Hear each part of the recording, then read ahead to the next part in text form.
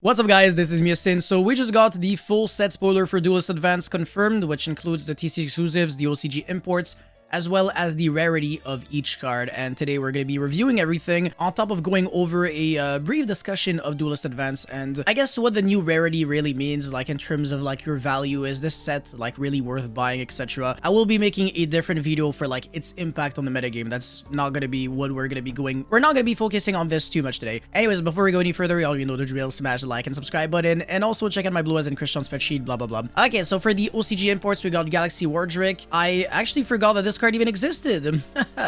This one right here is a support card for the Ancient Fairy Dragon deck. It's cool, but nobody cares. This is, I don't care. It sucks, I think. Moon Gardner, dog shit. Everything is garbage, alright? All the OCG imports are shit. Okay, let's get into the TCG exclusive now. So this one right here is Buio, the Dawn's Light, common. No, obviously that's not part of the name. The artwork is phenomenal. Like, actually got here. This is one of the most beautiful artworks I've seen on a card, and honestly, it really feels like it comes straight out of a movie. It should have been a Dark World monster. Sorry, a Dark Lord monster. I don't know why it's not, but man, this is beautiful. Anyways, Dark Fiend level 3, so obviously tour guide target. Monsters in your leftmost or rightmost main monster zone cannot be destroyed by card effects, so I guess you can kind of play into Detonator with this effect. Both effects are once per turn. If this card is in your hand, you can target a Fiend effect monster control, negate its effects, and if you do special summon this card, and then if this card is sent to the grave, you can add a Mutiny in the Sky from your deck to your hand. Mutiny in the Sky is another TCG exclusive. We're going to be going over it really soon. Loose the Dusk. Dusk is dark. Another interesting artwork. Yo, Konami's on fire, huh? Dark, level 8 Fiend Fusion. Gigantic stats. Whoa, big boy. Especially for level 8, that's really impressive. 3 Fiend and or Fairy monsters, very specifically in your grave, so you can't use Spell Memorization to summon these kinds of fusion monsters. So that's not something that you see every day. Monsters in your leftmost or rightmost main monster zones cannot be destroyed by card effects, and you can only use each effects once per turn. You can target a card your opponent controls, send a Fiend or Fairy monster from your deck to the grave, and if you do destroy that card, would have been super cool if this was a quick effect. But either way, sending a Fiend or Fairy monster from your deck to the graveyard is actually something that can be beneficial for you. Obviously, my first reflex was to think, oh, well, Burning Abyss, obviously, right? But there has to be other things, like sending... I mean, hold on a second. For Fiend monsters, you can send like Archfiend cards that can trigger and search stuff. There have to be like so many things. You can send Unchained stuff. Yeah, this could even be good. Maybe a new Bell, I was thinking. Maybe, I don't know. But 3 Fiend and or Fairy monsters, it's not that easy to summon. But yeah, it's definitely a good effect. But like I said, it would have been a great effect if it was a quick effect. Anyways, if another card you control is destroyed by card effect, including your own, you can target a card on the field, destroy it. Again, my first reflex is to think of Yubel, because you can destroy your own cards proactively and Unchained. Like, as a small splashable package, in Unchained it could make sense, right? You can destroy a card on your opponent's turn, and then destroy another card like your opponent has. It's nice synergy, and obviously sending like Shiyama, Sharvara, that's also pretty nice. So I don't know, I think this card is pretty cool, but it's not super easy to summon. So that's like the only problem that I have. But yeah, I mean, protecting like this, and then protecting like your Caesar, potentially in Unchained, that could be nice. Apart from that, you don't really care if like the other monsters are destructible because they all float. So yeah, pretty cool card, in my opinion. And then we got Mutiny in the Sky, which is the card that you can search with Buo, the Dawn's Light. And this one is a normal spell card. Fusion summon a Fiend or Fairy fusion monster for your extra deck by shuffling Fiend and or Fairy monsters from your graveyard into the deck as material. And if this card is in your grave, you can send a Fiend or Fairy monster from your hand or face a field to the grave. Add this card to your hand. Okay, and then each effect is once per turn. So I guess in Unchained, maybe you can make like Aerial Eater even, or I don't really know about like the Fairy fusion monsters that you can make. I don't really think there's like that many interesting ones. I mean, there has to be like some. There's 29. I mean, obviously there's the Dark Lord fusion monster. There's, okay, yeah, most of them are actually like very specific. Yeah, that's kind of bait. Okay, yeah, the fairies are not like your best friends, but the Fiend monsters have to be pretty good. Yeah, you shouldn't be able to make the Duke of Demise because that's a zombie, right? I think. Let me actually double check. It might be a Fiend. Demise. Yeah, that's actually a Fiend. Oh, wow. Oh, you know what? Yeah, you can make the Duke of Demise by shuffling back 2 Fiends. I mean, that's not too bad. I think this is a cool card. It's basically Fiendsmith Sequence, but as a spell card. And I mean, it's easy to search, it's easy to recycle back. So if you mill it, if you play like a mill turbo deck, it's not like, it's not trash. You can recycle, yeah, it's fine. I think this card is cool. This card's also alright. And this card's alright, but I don't really think it's gonna be... it's not gonna be seeing too much play, I think. Anyways, we've got another one, Steel Stringed Sacrifice, level 1 Light Warrior monster. This is... I was gonna say it's a baseball player, but not really. It's like he's on the field, but he's playing guitar, what a chad. If this card is in your hand or grave, you can reveal a level 5 or higher monster in your grave, then activate one of these effects. But each effect is once per turn. During the end phase of this turn, lose 1,000 life points if you did not normal summon the revealed monster or a monster with the same original name after activating this effect. So special summon this card from your hand if it is in your hand. If it is in your graveyard, you can recycle it back from your graveyard to your hand. And if it is in your graveyard, you can banish it to recycle back a level 5 or higher monster from your graveyard to your hand.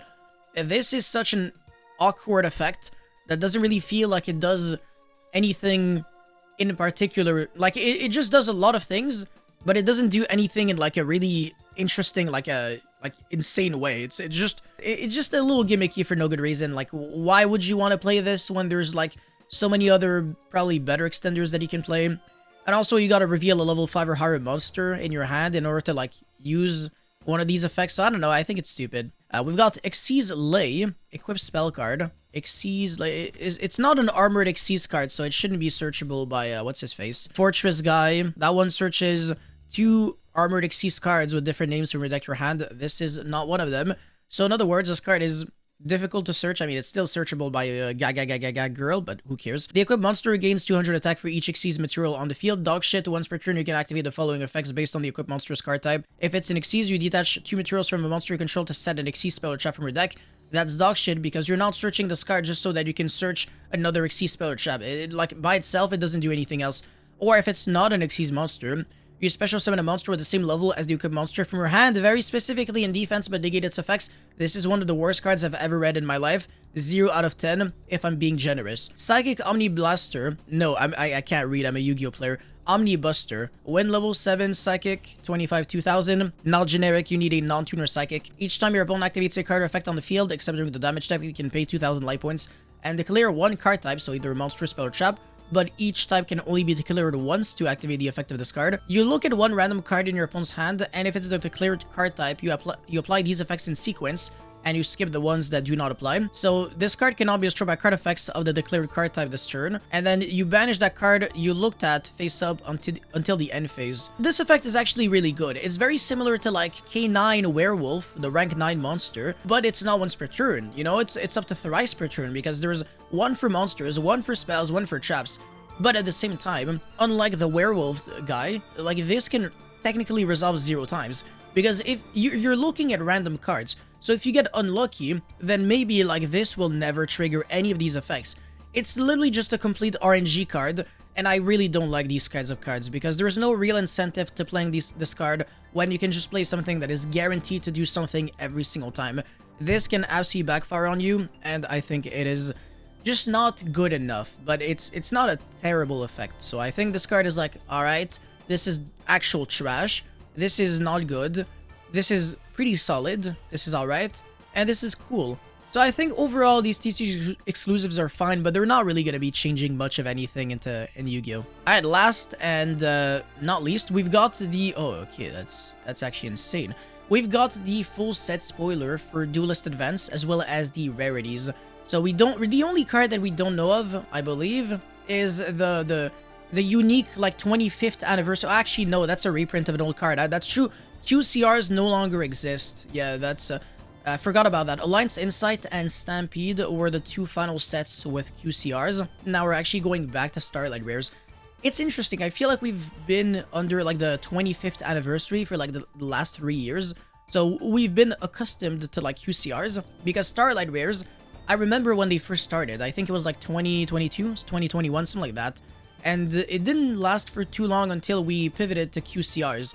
But now, yeah, we're back to where we started. So yeah, we don't really know which card is getting reprinted as a Starlight Rare for now, I believe, but that's the only card we're missing. Everything else we have, as well as each of the rarities. Okay, so we're gonna be starting off with the Yuma cards? I think it's Yuma, right? The one that plays Zubaba, Gagaga, Go Go Go, Do Do Do. So Zubaba Knight. This one, not good, it's not gonna see play. It's a super rare. It's level 3 monster, so if it gets improved in the Raziel Gagaga deck, you lose the game, because now it's not really a body. It's kind of like getting striked from your hand. So yeah, it's not really good. Gagaga Genbara Knight. This card's not bad. It can out a Baguska, I mean, kind of, because it can special summon itself by revealing like a rank 4 Gagaga monster, whatever, from your extra deck. And then you can change the battle position of a monster on the field, so you can put the Baguska from defense to attack. So it's not bad, but it doesn't really extend past that. It doesn't do that much more. It's really just it summons itself, and then it can summon, I believe, a Gagaga monster from your hand, which will never be the case since you're not playing any other Gagaga monsters. So yeah, in other words, it sucks. Go Go Go Goblinberg is actually extremely good. This is the second best new monster that we're getting, right after Do Do Do Do Do Warrior. This one is much better. So with Do Do Do Warrior, you're not using your normal summon. All you do is you send Do Do Do Dwarf Go Go Go Glove, and then it summons itself from the hand as a level 4 monster, because originally it's a level 6. And then you can revive back the Do Do Do Dwarf Go Go Go Glove, and then you can make Infernal Flame Banshee, Raziel Duo Drive, etc. I will be making a combo video as well as a small like video spreadsheet on the Raziel Gagaga deck really soon, so stay tuned for that one. And Go Go Go Go Goblin Lurg, oh my god, yeah, that one, it uses your normal summon, and it does like the same thing as Do Do Dwarf, Do Do Do Warrior, yeah. So yeah, these cards are fine. They're not like, anyways, for the Lunalite cards now, and this is where it gets really interesting, because I have been spending quite a lot of time on the Lunalite deck. I think it's a really interesting deck, and people definitely don't know anything about that deck, like, at all. Everybody sucks with Lunalite. I don't understand why, but they're all doing the wrong things, and I feel like this is the kind of deck that can really reward good gameplay. And the best monster is getting printed as a secret rare. Obviously, it makes sense. Gold Leo is the 1-card starter. It is by far the best card in the deck. It does everything on its own, whereas like the other Lunalite cards, they don't really do anything on their own. So yeah, Tenki is always searching this, and then Perfume is searching this if you send it off of Foolish Goods. And then Fractale is sending the Silver Hound so that you can summon Gold Leo. You get what I'm saying, etc. Blah, blah, blah. So yeah, everything revolves around Gold Leo as well as Silver Hound. These cards are nuts. Gold Leo being a secret and Silver Hound being a common. This is the card that you are always ashing every single time. There is no exception to the rule, pretty much. Then we've got some unfortunate high rarity Medius and Archmage cards. So this is kind of like the Fallen of Albaz for the archetype. It is included in the card text of the field spell, but that's pretty much it, and maybe like some other cards. When this deck will be getting support in the future, this card will probably pop off. Like, again, it's literally Fallen of Albaz for the deck. And then Archmage, yeah, it's not a good deck right now, but it might be good in the future. But yeah, at the moment, it's not like amazing or anything. The psychic cards are like actual trash, like very, very bad, very shitty. Like, I don't understand why Konami printed them. Like, they actually have zero potential, zero... There's no reason to even play them, because you're conducting so many summons to not actually do anything of value. You're not making a negate or anything. You're really just playing harder into Nibiru. There's zero incentive to playing that shit. Monarch stuff, okay, so Eidos is the level 6. It's a really good card. That's an ultra. And then Tessera, the Primal Squire. This is like the best squire so far. It's a super rare. Dark Flare Swordsman. That card's pretty good, actually. Kaibaman the Legend. A very unfortunate secret rare. If you pull this, it's gonna be like 50 cents to $1 max. Holy Sue is an ultra rare. Oh my god, this is like the chase card of the set. It is broken. This card will skyrocket also when the K9 cards will come out.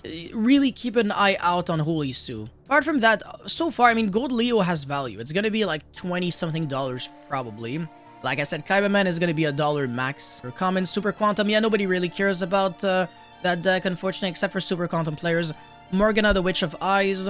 Yeah, that's a super rare, of course. I mean, the Morganite deck is actually quite interesting. Liger Dancer, the boss monster, is a super. That makes sense. Perfume Dancer, really good monster. That's the fusion, level 6. It is a super rare. And then this is where... Oh, that's actually kind of crazy. I just want to double check what is Nerva, the Power of Creation. Oh, that's the level 10 fusion monster. If you pull any of these cards, you are screwed, because they will have no value. So these two secrets and Kaibaman, you guarantee lose money every single time you see them as secrets. The fusion monster is probably going to be worth like 25 cents maybe, because it's a one-of in a deck that is not being played at all, like at all. And then Archmage Deactorus. I need to double check which one that is. What the hell? That's the level 8 Light Fairy Fusion. Why are these cards secrets? It's not even coherent with like which cards are the best in the archetype. It makes no sense because the fusion monsters in this deck are actually pretty bad. Like, they're not good at all. So I really don't freaking get it. Like, you're not fusion summoning in this deck for the fusions. You're fusion summoning to trigger the effects of your cards. It's so dumb. It's like, these cards are trash. Like, they're gonna be worth literally nothing. Like, some super rares and some rares probably are gonna be worth more money than this. I actually, hold on a second, there's no rares, huh? Whatever. Actually, no, are there? Yeah, there should be rares. I forgot if rares even existed. Whatever. Garbage. Promite Fusion Monster, whatever. Whatever, who cares? Oh, this card's insane. Keep an eye out on this one. Secretarian Dragon. It's an ultra rare. It's gonna be broken in the Dragon Tail Mirror match. As whatever, who cares? Blah, blah, blah. Psychic Trash. F-Zero, Utopic Futures Exile. It's not a good card. Okay, another secret rare that will have no value. Gaga Gaga Girl. This card is not played in Razor Gaga Gaga, so it's only played in the Utopia deck. Because you need like an Onomat whatever monster underneath in order to search. That's the reason why it's not actually playable in Raziel. Because if you have like one of your Onomat like a Dwarf Dodo Warrior or Go Goblinberg as a starter, you're going bench your Duo Drive to get your Raziel engine started. You're not playing with more like Utopia cards. It really makes no sense. So this card is going to be worth $1 again. So yeah, so far we've got 4 useless secret rares, the 2 Archmage whatever fusion monsters, the Gaga Girl, and the Kaiba Man. So half of the secret rares are trash. Arga Stars whatever. Actually, that's a really good card. The Arga Stars monster whatever. I think that's a monster. It might be. I don't think that's a continuous spell. They keep getting good support. Vanquish Soul Rocks is not a good card at all, but who cares? It's the rank 4 Xyz monster. It's actually very similar to Adventurous Arion, interestingly enough. Okay, alright, so this is where it gets interesting. Sky Striker A0 is an actual good secret rare. That one will be worth like a solid $20, I think. Because it's only playable in decks that will play the Sky Striker engine. And preferably with Ray, because it has like a weird summoning mechanic. It's a Link 2 monster. It's not a Link 1, which is awkward because you're not actually trying to summon this card with 2 cards. You're trying to cheat it out with Ray because it needs 2 Sky Striker Ace monsters, which is stupid, but whatever. And also it cannot be used as a Link material, but it does add Engage from your deck to your hand when you summon it. And it has a really broken effect where you can tribute it to summon both Ray and Rose from your deck and or grave, then destroy a card on the field, and it doesn't even target. It's an honestly incredible card, but yeah, it's only really broken if you play Sky Striker and stuff like that. So yeah, it's not super generic, but it's great, so it's gonna have value. And then Zilophthonia Gorgon is very difficult to use, but it's actually a good card. So it's gonna be worth like a solid $10, I think. Which is much better, again, than like the Archmage Fusions and Kaiba Man. Like, those cards are literally useless. If you pull them, you lose money, like I said. At least these ones, it's like, you make like 10% of your money back, which is not too bad. Archmage Academic Arcane Arts Acropolis. This kind of confirms that Konami really doesn't care about making the secret rares good, which is like a... You can argue it's actually a good thing, because it means that the cards that you need from this set, they're not going to be super difficult to have, because literally over 50% of the secret rares are actually trash. This is the field spell, and honestly, even in its own deck, it's not that great. It's really not, because you have to keep discarding freaking cards over and over, and trust me when I say it feels really, like, expensive. Like, it's not even like you're doing as much as, like, the Lunalight deck, because Lunalight it discards a lot, but it makes unbreakable boards. This doesn't make unbreakable boards, and you have to discard, like, spells and traps every single 2 seconds. So yeah, this card being a secret rare, again, it's gonna be worth, like, $2 max. Max. And then, yeah, we should have another secret rare somewhere. Ardmedia, Vanish, blah, blah, blah. That's an ultra rare. That should be the continuous spell card, I think. I also don't really care too much. No, actually, that is the card that places the field spell from your deck or graveyard face up, or as an Ardmedia card from your deck to your hand instead if you already have it. That's crazy. Like, the deck is almost like max rarity. That's insane. Nobody really cares too much. Sky Striker, Lemnis Gate, this is the quickly spell. It's actually really good. Even if you get Kaiju, you can still use it. It's not like Widow Anchor and stuff like that. It's a great card, and it shuffles back your resources, I believe. Then we've got the Morganite spell. That's a super rare. Great card.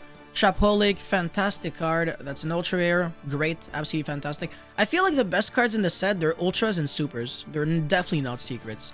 The RB cards. Okay, so this I think is a pretty nice archetype. We got 4 supers. Wow. And then we've got 2 ultras, and Stage Landing is a secret. So that's the 8th secret rare in the set. And I don't think you're going to be losing too much money if you pull any of these cards. I think they're going to be getting like much better over time. Whereas the Art Media, I think it's going to take quite a while. But yeah, overall, I think it's like an okay-ish set in terms of money.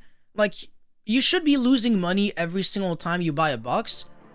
No, actually, yeah, it's pretty bad. It's pretty bad in terms of value. I'm still saying, like, it's pretty good because if you need certain cards, you don't really need to buy, like, too many boxes if you need, like, if there's something that you need, like Vanquish Soul Holy Soup, for example, is an extremely good card, and it's just an ultra. It's not a secret. So it's going to be an ultra that's going to be worth a lot of money, but that's much better than a secret that is worth a lot of money, obviously, because you're going to be printing more ultras than secrets. Apart from that, I don't really have much to say in terms of, like, value. Each time you buy a box, if you don't pull Sky Striker A0 and Gold Leo, I really don't see a world in which you don't lose at least $50 at the very least.